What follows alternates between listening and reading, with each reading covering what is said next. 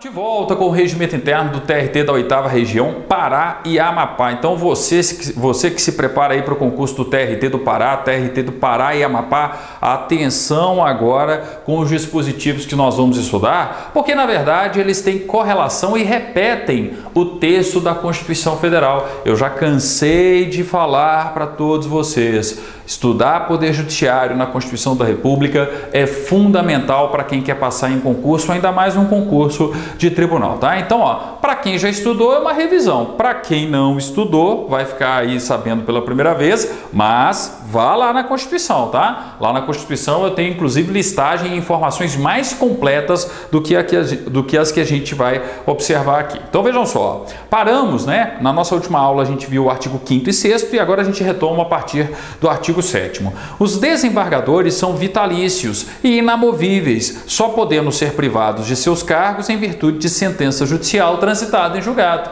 Ó, garantia constitucional da vitaliciedade. Magistrados, membros do Ministério Público, conselheiros também de Tribunal de Contas, né? É verdade, mas enfim, né? Magistrados e membros do Ministério Público, sobretudo aqui, ó, são vitalícios, possuem a garantia constitucional da vitaliciedade. Ora, o desembargador do trabalho da 8ª Região também é vitalício. Um juiz do trabalho na 8ª Região também é vitalício. E aí eu tenho que lembrar o seguinte, ó, desembargador, ele é vitalício a partir do momento que ele toma posse. Tá? Agora, juiz do trabalho não. Passei no concurso para juiz do trabalho substituto. Como é que é a carreira, né, da Justiça do Trabalho? A gente já viu isso, ó, né? Se não vimos aqui no curso de regimento interno, com certeza no direito constitucional. Quando eu falo da carreira da Justiça do Trabalho, ó, eu tenho o cargo de juiz do trabalho substituto. É o cargo de ingresso na carreira da magistratura do trabalho.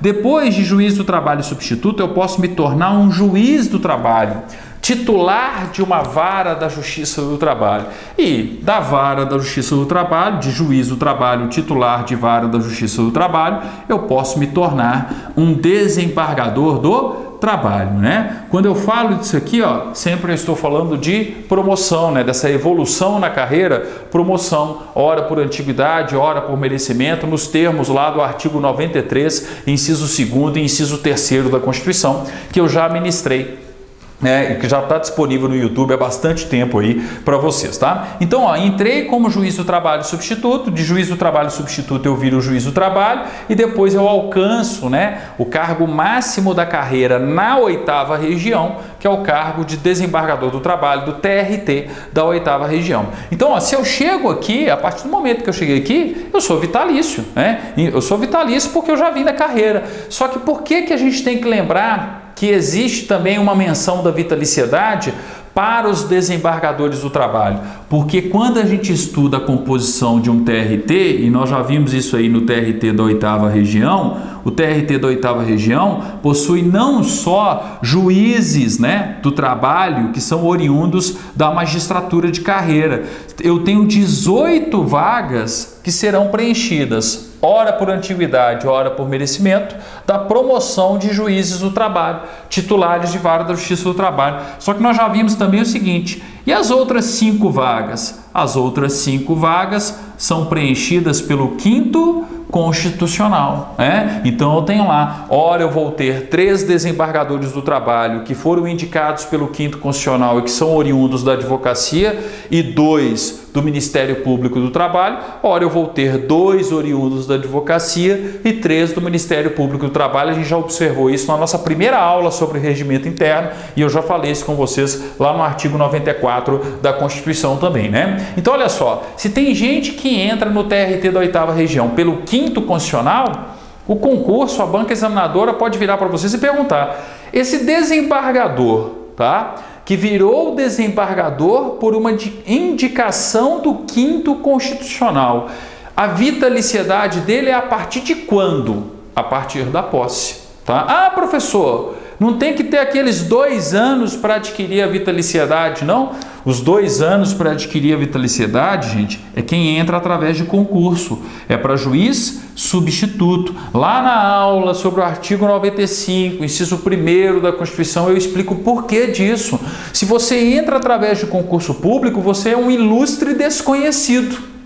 Você tem que provar para a sociedade e para o órgão, para o TRT, que você tem condições de exercer a função de juiz do trabalho substituto. Então você vai ficar por 2 anos ali em um estágio probatório. O final desse processo é a aquisição da vitaliciedade, que é uma das garantias da magistratura. Agora, se eu entro pelo 5º constitucional, peraí, eu já passei por uma lista sêxtupla da minha respectiva classe, já passei pela lista tríplice formada pelo tribunal e fui escolhido nada mais, nada menos, né, do que pelo presidente da República, pelo chefe do Poder Judiciário da União. Então, naturalmente, gente, eu não preciso provar para alguém, para a sociedade como um todo, tá, que eu mereço ser desembargador do trabalho. O próprio processo de indicação já é uma prova, tá? Então não existe estágio probatório, não existe 2 anos de estágio probatório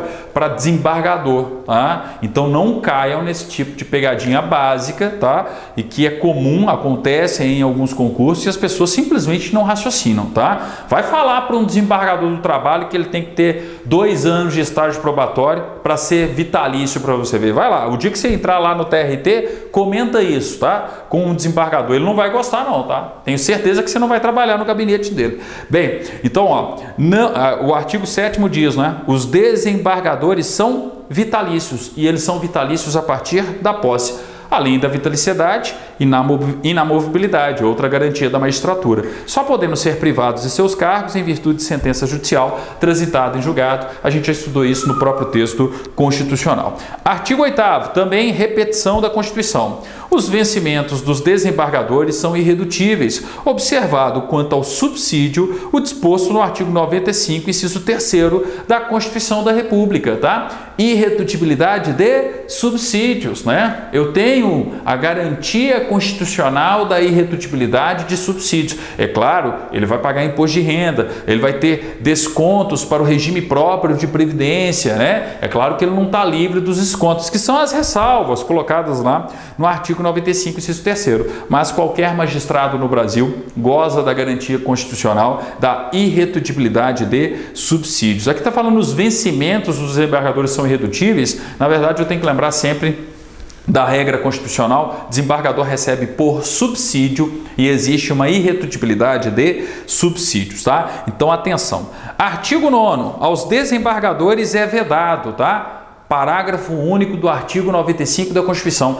A listagem aqui é incompleta. Aqui só tem 3 das 5 vedações existentes. Então, ó, não estude pelo regimento interno. Lembrem-se lá do artigo 95, parágrafo único da Constituição. Aos desembargadores, aos magistrados no Brasil como um todo, tá? É vedado, tá? Inciso 1º, que também está lá no parágrafo único. O inciso 1º do parágrafo único do artigo 95 é a mesma redação, né? Exercer, ainda que em disponibilidade, outro cargo ou função, salvo uma de magistério. Aí aqui o regimento completou um pouquinho, ó. Se houver compatibilidade de horário, claro, né? Eu não consigo ser desembargador do trabalho e professor ao mesmo tempo.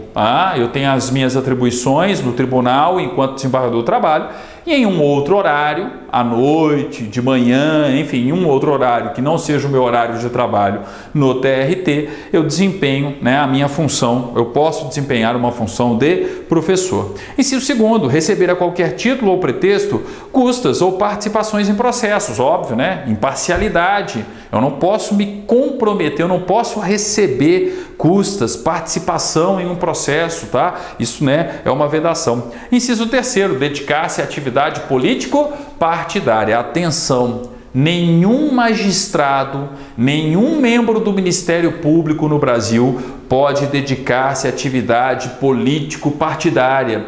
Então o juiz não pode sair por aí subindo em palanque, falando que apoia o candidato XYZ.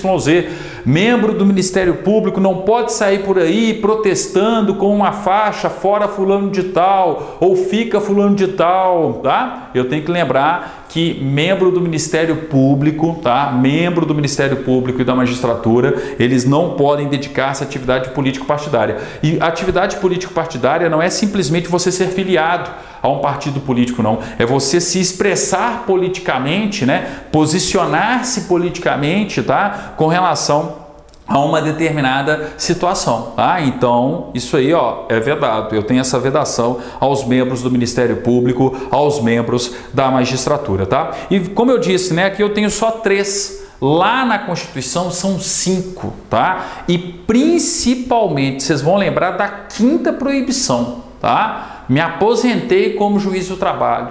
Posso voltar a exercer a advocacia no dia seguinte, perante a vara da Justiça do Trabalho, perante a Justiça do Trabalho da 8ª Região? Não. Eu tenho que esperar 3 anos para voltar ao exercício da advocacia. Me aposentei, me exonerei, não sou mais juiz, tá? Não estou mais na prática, no dia a dia ali, na ativa, tá? Então, peraí, a partir do momento que eu me aposentei ou eu pedi exoneração do meu cargo de juiz, do meu cargo de desembargador do trabalho, eu só posso voltar a exercer a advocacia no TRT, nos órgãos da Justiça do Trabalho, né? Na vara da Justiça do Trabalho, caso eu tenha aposentado pela vara, no TRT, caso eu tenha aposentado como desembargador ou pedido exoneração, tá? Após 3 anos. Então, ó, não deixem de estudar o artigo 95, parágrafo único, tá? Ele é mais completo do que o artigo 9º do Regimento Interno. Pode colocar aí, ó,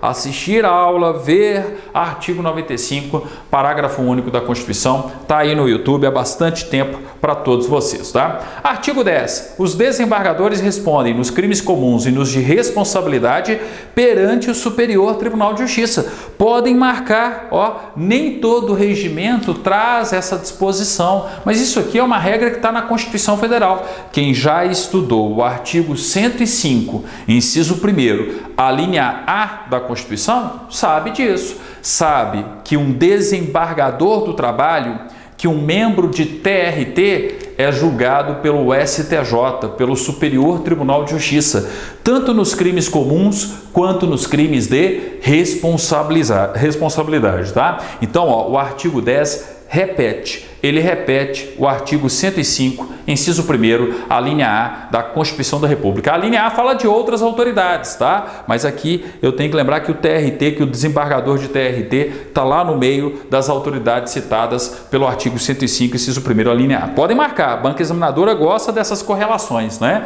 De texto de regimento interno com Constituição. Na prática aqui, inclusive, uma cópia, né? Uma cópia da regra constitucional.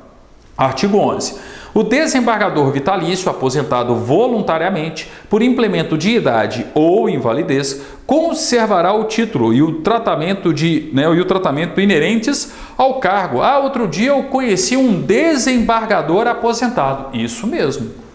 Conheci um desembargador aposentado. O fato dele se aposentar não retira dele o título de desembargador. Inclusive, vai se dirigir formalmente a ele, excelência. Tá? Ele conserva o título, ele conserva, né, o tratamento, o título inerente ao seu cargo de desembargador. Então, o desembargador vitalício, aposentado voluntariamente por implemento de idade ou por invalidez, conservará o título e o tratamento inerentes ao cargo, ok? Vamos finalizar por aqui. No nosso próximo vídeo continuaremos falando do artigo 12, né? Que é aquele dispositivo clássico de todos os regimentos internos também, relativo à ordem dos assentos no tribunal, num órgão julgador do tribunal. Quem que vai estar imediatamente à direita, né, do presidente, tá? O membro do Ministério Público. Quem que vai ser o primeiro desembargador na fileira da direita, os desembargadores que estão na fileira